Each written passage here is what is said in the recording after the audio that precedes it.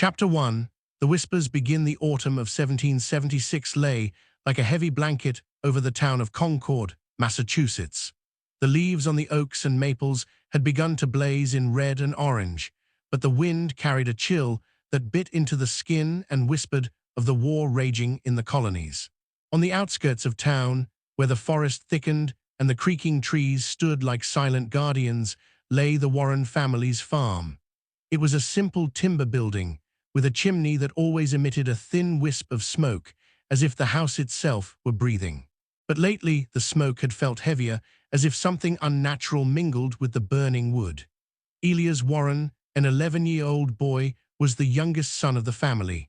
He was slight, with stringy brown hair that fell over his eyes and a nose dotted with freckles. His hands were always dirty with soil or soot, for he often ran between the barn and the fields, helping his father, Samuel, with chores. Elias had a curiosity that both charmed and worried his mother, Abigail. She used to say that his eyes saw too much, that he always seemed to be listening to something no one else could hear. And it was true. Elias had begun to hear things. It started one evening in September when the moon hung low and yellow over the fields. Elias sat in the loft of the barn, where he often hid with a worn pirate book he had borrowed from the pastor's son. The light from a flickering lantern cast dancing shadows over the rough-hewn planks. He had just read about Captain Blackbeard's last battle when he heard it for the first time, a whisper so faint that he first thought it was the wind sneaking through the cracks in the wall. Elias, he froze, the book falling from his hands and landing with a thud in the hay. His heart pounded like a drum in his chest. He looked around, but the loft was empty. Only sacks of grain and old tools lay there, wrapped in cobwebs. He tried to laugh it off, telling himself he was foolish, that it was just his imagination. But as he bent down to pick up the book, he heard it again, clearer now. "Elias, come to me." The voice was low, raspy, as if someone were dragging nails over stone. It didn't come from the wind, not from the barn, not even from his own head. It felt as if it came from the ground itself, from the earth beneath his feet. He ran down from the loft, stumbled over a spade, and threw himself into the cold night. The house was only 50 meters away, but it felt like an eternity to cross the yard. When he burst through the door and rushed into the kitchen, he met his mother's surprised gaze. "Elias, what's wrong with you, boy? You look like you've seen a ghost." Abigail stood by the stove, her hands floured from baking bread. Her face was pale, not just from the evening chill, but from the worry that had gripped her since the war began. Her husband, Samuel, had joined the militia and was gone for long periods, leaving her alone with Elias and his older sister, Ruth. I heard something," Elias panted, still out of breath. "In the barn." A voice. Abigail frowned and wiped her hands on her apron. A voice. What nonsense is this? It was probably just the wind, or maybe a fox yowling in the forest. But Elias shook his head. He couldn't explain why, but he knew it wasn't the wind. It was something else, something that felt wrong. He tried to tell his mother, but the words stuck in his throat. How could he describe a voice that wasn't just heard but felt, as if it bored into his bones? That night he couldn't sleep. He lay in his narrow bed in the attic, the blanket pulled up to his chin, staring at the ceiling. Moonlight seeped through the cracks in the wood, and he tried to convince himself it was just a silly boy's imagination. But every time he closed his eyes, he heard it again, "Elias, come to me," and his eyes flew open. When morning came, he was exhausted, with dark circles under his eyes. The days that followed grew worse. The voice came more often, not just in the barn but everywhere. It whispered when he fetched water from the well, when he walked the path to the church, when he lay in bed. It wasn't always clear, but it was always there, like a fly buzzing just out of reach. And it wasn't just the voice. Elias began to feel different. His mood turned dark, as if a storm were building inside him. He could snap at his sister Ruth over nothing, or stare into space during dinner, as if he saw something no one else could see. One evening, when Abigail asked him to fetch wood, Ruth found him squatting by the woodpile, hands pressed to his ears. His eyes were wide, and he was muttering to himself, words that didn't seem to be his own. "Stop, stop, I don't want," Ruth, 16 and practical by nature, grabbed his arm and pulled him up. "What's wrong with you, Elias?" "You're scaring me," she said, her voice sharp but trembling. He looked at her, but his gaze was empty, as if he were looking right through her. "It wants me," he whispered. "It says I'm its." Ruth ran inside to her mother and told her what she had seen. Abigail, always devout, felt a cold fear grip her. She remembered stories from her childhood, tales of evil spirits and demons that could take over a person's soul. She had always thought them to be fairy tales, but now, seeing her son, she wasn't so sure. She decided to speak with Pastor Hawthorne, the town's priest, known for his strict faith and interest in the supernatural. The next morning, Abigail took Elias to the church, a small whitewashed wooden building on a hill overlooking Concord. Inside, it smelled of wax and old wood, and the air was heavy with silence. Pastor Hawthorne was a tall, gaunt man with grey hair and eyes that seemed to see straight into the soul. He listened carefully as Abigail described Elias' behavior, the voices, his dark mood, the vacant stares. Elias himself sat quietly on a bench, hands clasped in his lap, but his fingers trembled. "It could be many things," Pastor Hawthorne said at last, his voice calm but serious. "The boy could be ill, or perhaps the war weighs on him." But he paused and looked at Elias. "There are forces in this world we don't always understand. I have seen cases where evil spirits have taken hold of a soul. We must be cautious." He asked Abigail to leave Elias with him for the day so he could pray over him and read from the Bible. Abigail hesitated, but she trusted the pastor. She kissed Elias' forehead and went home, her heart heavy with worry. Pastor Hawthorne took Elias to a small room behind the altar, where he had a table filled with books and parchment. There was also an iron crucifix, heavy and black, hanging on the wall. He asked Elias to sit and began reading aloud from the Psalms, his voice steady and rhythmic, but Elias barely heard the words. The voice in his head was back, stronger now, and it laughed. "They can't stop me," it said. "You are mine, Elias. You have always been mine." Elias gripped the edge of the table so hard his knuckles whitened. He wanted to scream, to tell the pastor what he heard, but his mouth wouldn't obey. Instead, he felt something cold and heavy move inside him, like a snake coiling around his heart. His eyes glazed over, and for the first time, Pastor Hawthorne saw something that made him stop mid-verse. The boy's eyes were no longer his own. They were black, as if his pupils had swelled and swallowed all the light. And from Elias' mouth came a low, gurgling laugh that didn't belong in a boy's body. Pastor Hawthorne crossed himself and grabbed the crucifix from the wall. "In Jesus' name, what are you?" he shouted. But Elias, or what was now in Elias, only smiled. Chapter 2, The Cross and the Knife. The church in Concord lay silent under the grey morning, but the air inside felt thick, as if it carried an invisible weight. Pastor Nathaniel Hawthorne hadn't slept since Elias Warren's strange laugh echoed in the small room behind the altar the night before. The boy's eyes, black, bottomless, like wells without water, had burrowed into his memory. He had seen much in his years as a priest, the sick speaking in tongues during fevers, men hallucinating after witnessing war's horrors, even women accused of witchcraft.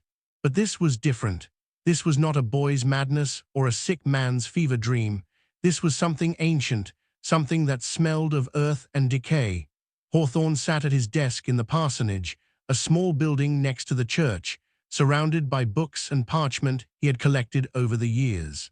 His fingers flipped feverishly through a worn volume written in Latin, a text he had received from a traveling Jesuit many years ago. It described rituals for driving out evil spirits, but the pages were stained and hard to read, and Hawthorne was no scholar of the old world's mysticism.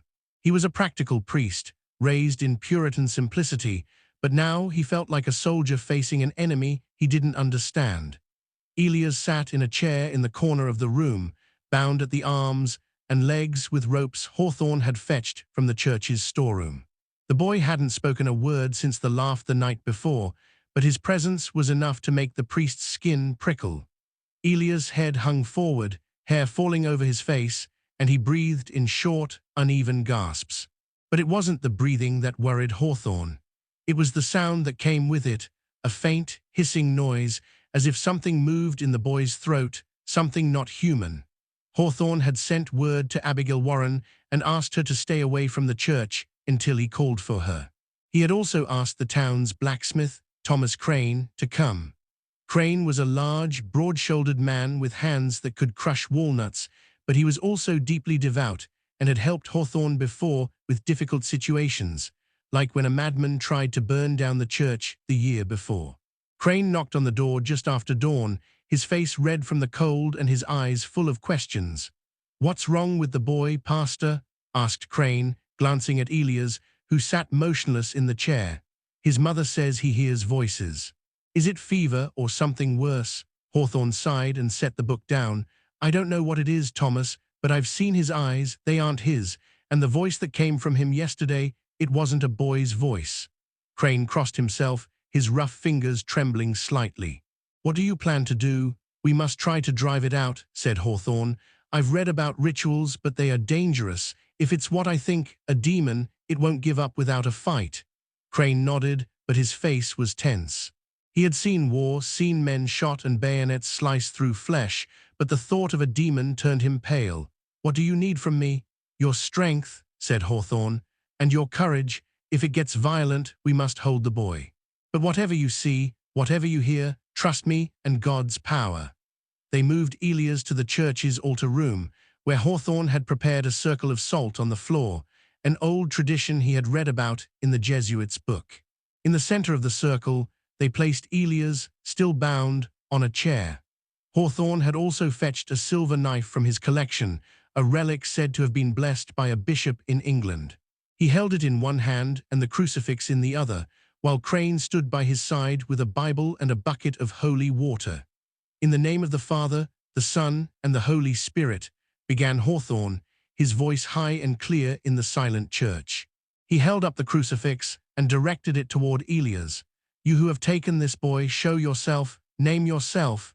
Elias' body jerked, as if pulled by invisible strings.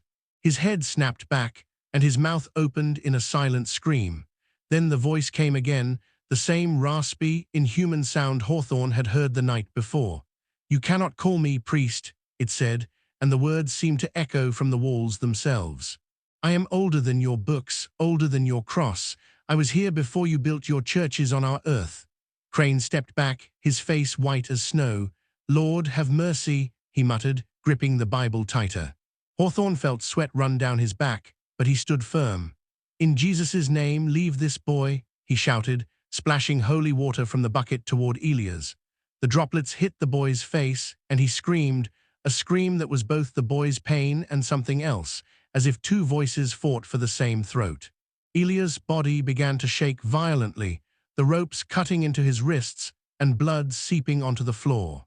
Hawthorne continued reading from the Bible, his voice trembling but holding to the words. But the more he read, the worse it got. The church's windows began to rattle, as if a storm raged outside, though the sky was clear. The light from the lit candles flickered and cast wild shadows on the walls, and Elias' eyes, the black, empty eyes, stared straight into Hawthorne's soul. "You cannot drive me out," the voice whispered, now so low it was barely audible. "He gave me a place, he opened the door." "Who are you?" shouted Hawthorne, his voice cracked with desperation. "Name yourself in God's name," the voice laughed, a sound like cracking bones. "I am no one you can name, priest. But you can call me the Devastator." Hawthorne felt the ground beneath him seem to sway. He had read of demons, but never believed he would face one. He held up the silver knife and began tracing a cross in the air before Elias, chanting a prayer in Latin. But before he could finish the line, something happened that stopped his heart. Elias' body lunged forward, the ropes snapping as if they were paper, and he grabbed Hawthorne's arm.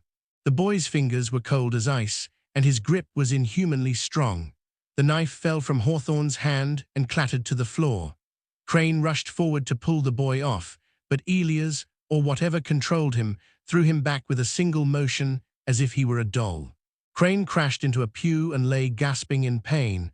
"Stop fighting," hissed the voice from Elias' mouth. "He is mine, and soon you will all be mine." Hawthorne fell to his knees, his hands trembling as he grabbed the crucifix and pressed it to Elias's chest. "In Jesus' name, leave him," he screamed. For a moment, it seemed to work. Elias's body relaxed, his eyes rolled back, and he fell back into the chair. The silence that followed was deafening.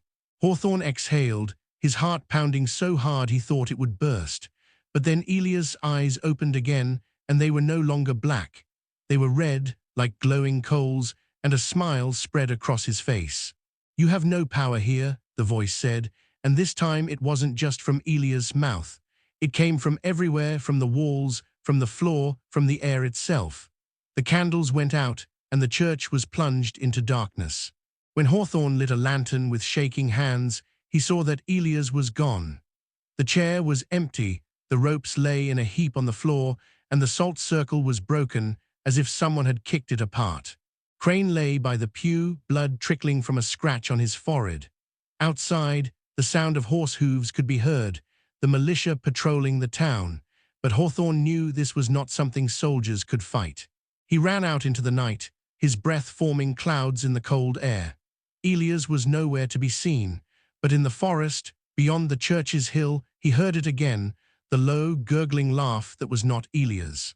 And he knew that whatever had taken the boy was now loose in Concord. Chapter 3. The Earth's secret Concord lay wrapped in a fog that seemed to rise from the earth itself, thick and grey, as if the world were holding its breath. It was the day after Elias Warren disappeared from the church, and Pastor Nathaniel Hawthorne hadn't slept. His eyes were bloodshot, his hands trembled as he poured a cup of cold tea in the parsonage kitchen. Thomas Crane, the blacksmith, sat across from him, a bandage around his forehead, still bearing traces of blood from the church. His usually steady voice was subdued, and he stared down at the table as if he could find answers in the worn wooden planks. "We must find the boy," said Crane, but his words lacked conviction. "He can't have gone far. Not in this cold." Hawthorne shook his head. "It's not Elias we are hunting, Thomas. Not anymore. Something has him in its grip, something that doesn't belong in this world." Crane glanced at the door as if expecting the boy, or what controlled him, to step inside. "You said it called itself the Devastator. What is it, Pastor? What are we up against?" Hawthorne sighed and stood. He went to the shelf where he kept his books and pulled out the old Latin volume, its leather cover cracked with age. "I'm not sure," he said, "but I've seen the name before in this book. It's not a typical demon, if it's even a demon in the sense we understand. It's something older, something bound to this place." He opened the book and turned to a page with a crude drawing. A figure without distinct features, surrounded by what looked like roots or tentacles winding into the earth. The text was in Latin, but Hawthorne had translated parts of it during the night. It speaks of a force called Devastator, the Devastator. It's not like the spirits mentioned in the Bible. It's not a servant of Satan, but something that existed here before Christianity, before the colonists set foot on this land. Crane frowned. "Before the colonists, do you mean the Indians?" Hawthorne nodded slowly. "The Algonquin people who lived here before us had stories of spirits in the earth, forces that watched over forests and rivers, but also punished those who disturbed their rest. According to this text, the Devastator is such a force, an ancient entity that binds itself to places where blood has been spilled in anger. It's said to sleep in the ground until something or someone awakens it." Crane leaned forward, his face pale. "And you think Elias awakened it?" "Not intentionally," said Hawthorne. "But perhaps he opened a door. The boy has always been sensitive, curious. His mother said he heard voices in the barn. I went there this morning, before dawn. The ground there feels wrong. Cold, as if the life has been sucked out of it." He told of what he had found in the Warrens' barn, a circle of stones, hidden under the hay, with strange markings carved into them. They were old, worn by time and weather, but Hawthorne had felt a chill radiate from them, as if they held a secret. He suspected they were remnants of an ancient site, perhaps a shrine or a grave, from the time before the colonists built their farms. The war had also spilled blood in Concord. The Battle of North Bridge had taken place just a year earlier, and the ground was saturated with death. Perhaps it had awakened the Devastator. "But why Elias?" asked Crane. Why a boy? Because he is weak, said Hawthorne, his voice heavy. Not physically, but in his soul. Children are receptive. They see things we've forgotten how to see.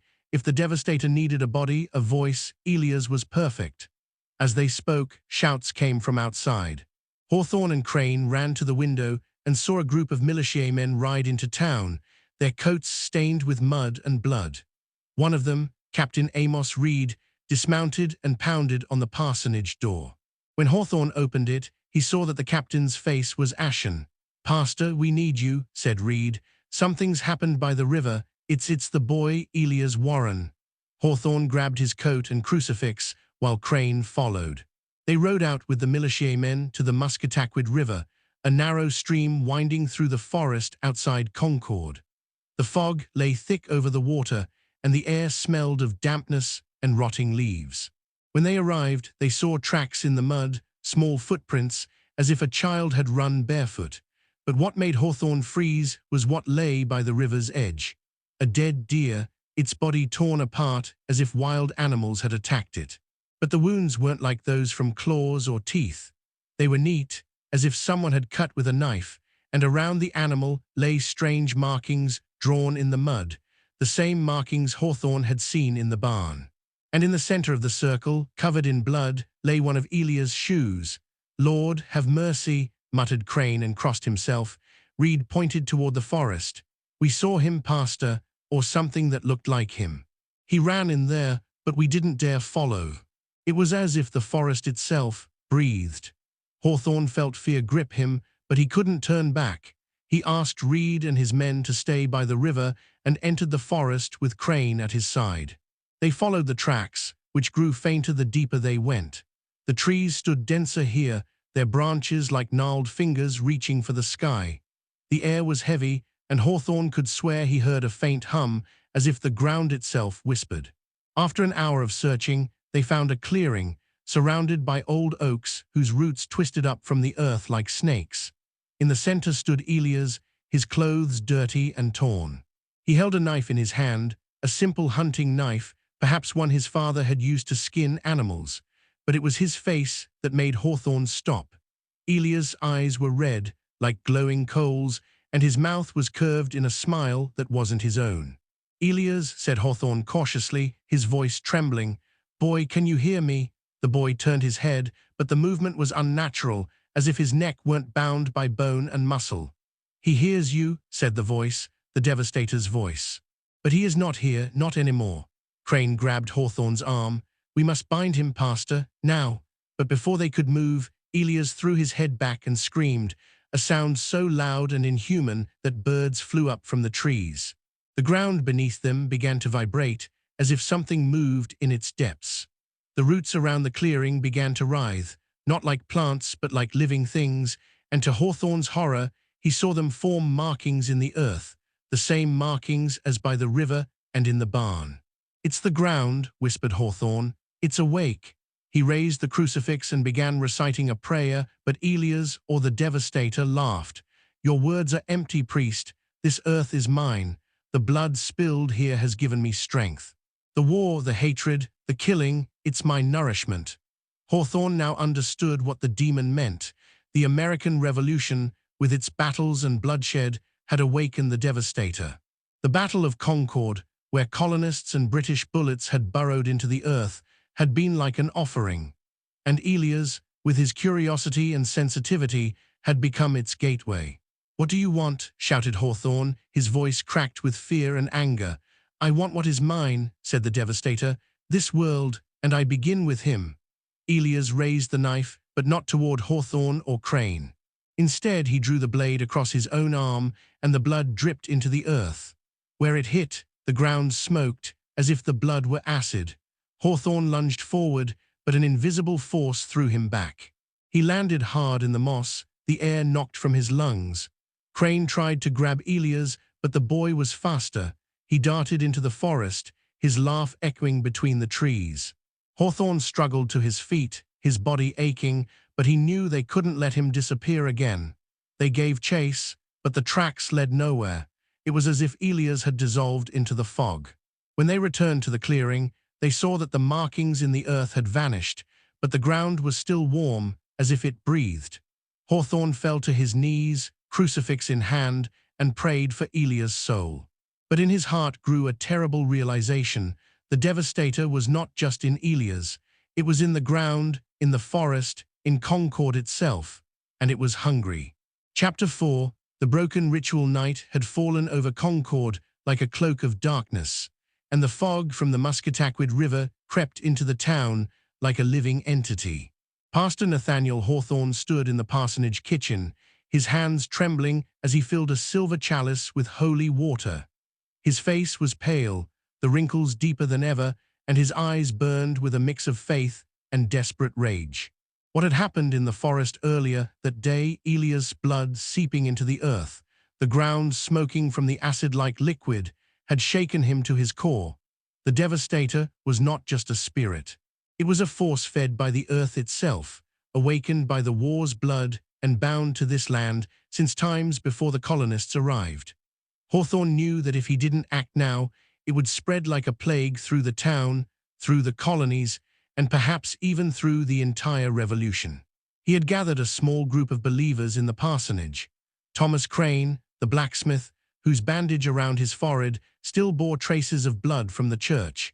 Abigail Warren, Elia's mother, who knelt in a corner whispering prayers with tears streaming down her cheeks. And Captain Amos Reed with two of his militiamen, strong men who had borne arms in the Battle of North Bridge, but now held Bibles instead of muskets. They had heard rumors, whispers in town about a boy who was no longer a boy, about shadows moving in the forest, about animals dying without cause. The war had hardened them, but this was something else. This was God's trial, or perhaps the devil's mockery of their fight for freedom.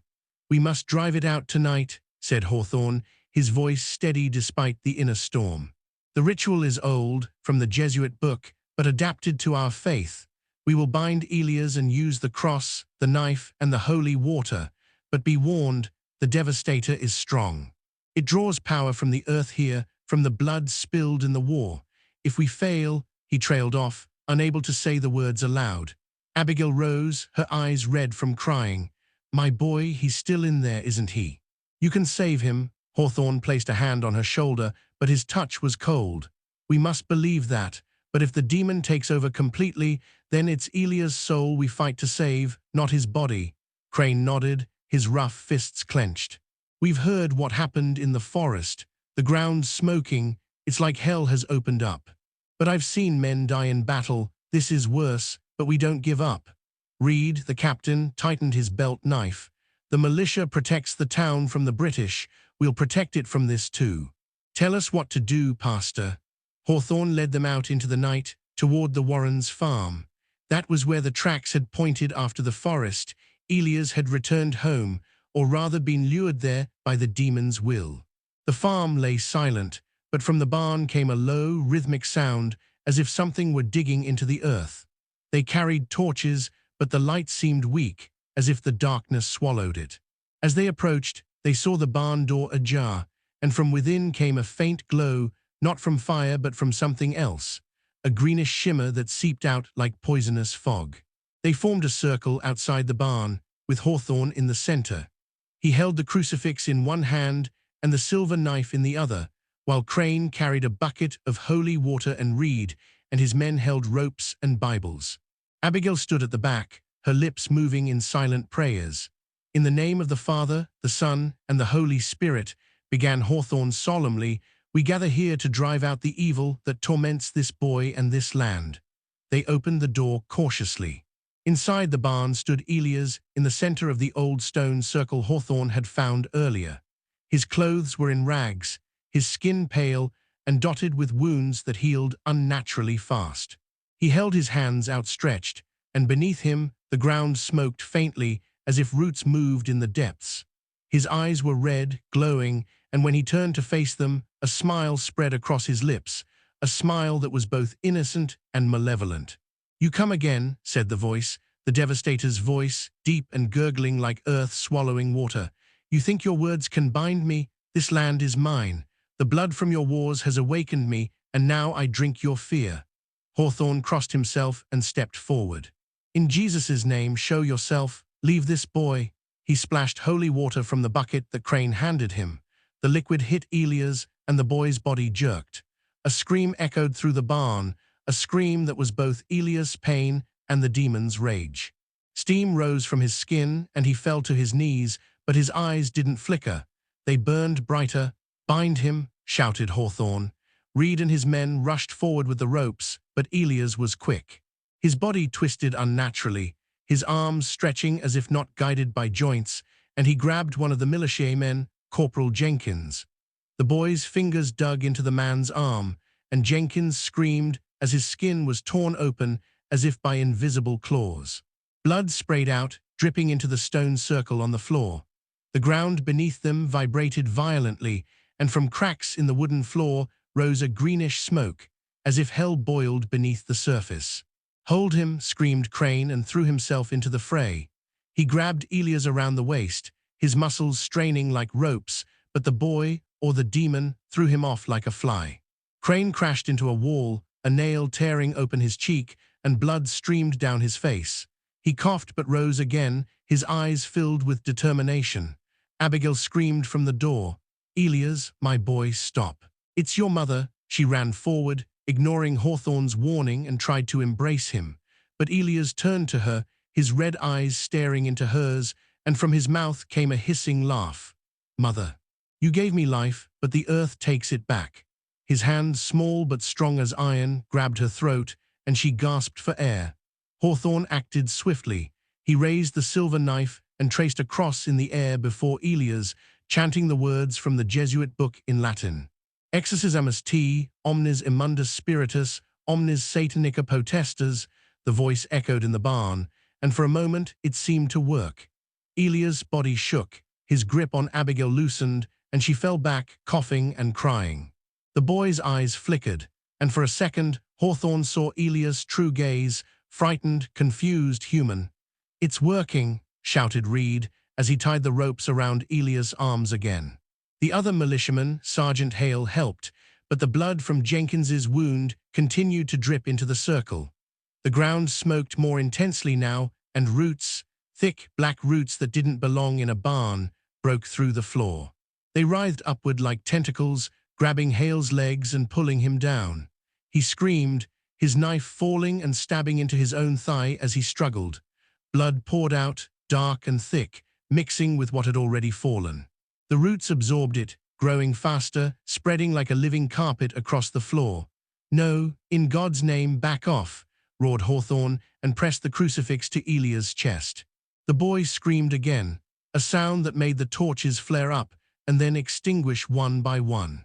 The darkness was torn apart by lightning from nowhere, and the air filled with the stench of burned earth and blood. Hawthorne felt the force press against him, like an invisible hand around his heart. He continued the chant, the words tumbling from his mouth, but the demon's voice overpowered him. "You spilled the blood first, your bullets in the ground, your bayonets in flesh. It awakened me. And now you give me more." Elias' body twisted, the rope snapped again, and he lunged at Hawthorne. The knife in the pastor's hand slipped, and the blade stabbed into the boy's shoulder instead of just threatening.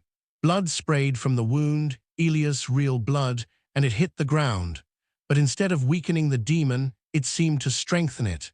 The roots exploded upward, grabbing at everyone present. Crane tried to pull Hale free, but a root wrapped around his neck and lifted him into the air. His face turned purple, his eyes bulged, and he gasped for breath as he kicked. Blood from his cheek dripped down, and the roots greedily absorbed it. Reed hacked at the roots with his knife, but each cut wounded him too. Splinters flew and lodged in his hands, blood seeping from the cuts. Jenkins lay still, his body broken by invisible forces, his innards pulled out and scattered like a macabre offering on the floor. The air filled with screams, metallic and wet, as flesh was torn. Abigail crawled toward the door, but a root grabbed her foot and dragged her back. She screamed, her nails clawing at the earth, and a root pierced her palm, pinning her to the floor. Blood from her wound mixed with the others, and the ground beneath the barn boiled now, cracks opening like wounds in flesh. Hawthorne fell to his knees beside Elias, the crucifix pressed to the boy's forehead. "Leave him. In Jesus' name, leave him." But it was too late. Elias' eyes, or the Devastator's eyes, widened, and a laugh echoed, deep and earth-shaking. "You have given me your blood, priest. Your ritual has fed me." The boy's mouth opened unnaturally wide, and from it spewed a stream of black, thick slime that covered Hawthorne's face. The pastor coughed, blinded and choking, and felt the roots grab his legs. They pulled him down, through the floor, into the warm, pulsing earth. The ritual had gone horribly wrong. Instead of driving out the demon, they had, with their blood and desperation, strengthened it. Elias rose, his wounds healing instantly, and he stared out over the dying bodies. Crane hung lifeless, his neck broken. Reed lay with his throat cut by his own splinters. Hale and Jenkins were mutilated, their bodies a bloody mess. Abigail breathed faintly, but her eyes were empty, her soul gone. Hawthorne, half buried in the earth, reached out a hand toward Elias, but the boy, now fully the Devastator's puppet, stepped on it, and the bones cracked with a snap. The demon in Elias' form stepped out of the barn into the night. Concord was no longer just fighting the British, it had awakened something worse. The war continued outside, but within the town spread a new plague of blood and earth, and the ritual, meant to save, had instead fully opened the gate. Elias, or what remained of him, disappeared into the forest, ready to spread his hunger further. The pastor breathed his last in the darkness beneath the earth, his faith shattered like his broken bones. Prologue. The earth's whispers, the autumn of 1776, swept a wind of change over the colonies. It carried the scent of gunpowder, burned hay, and dreams of freedom that were not yet secure. But beneath the wind, deeper than human ears could perceive, was something else. The earth itself whispered. At Concord's fields, where blood had already been spilled, something not of human making awoke. The earth remembered every scream, every bullet that had burrowed into its depths, and in this memory-laden soil, something ancient found its nourishment. The people of Concord felt it only as an unease in their stomachs, a chill down their spines as they walked through the fog.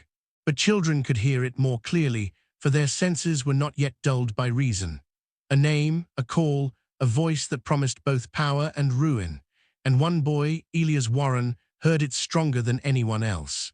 Epilogue. The earth takes back. The fog lay heavy over Concord as autumn gave way to winter.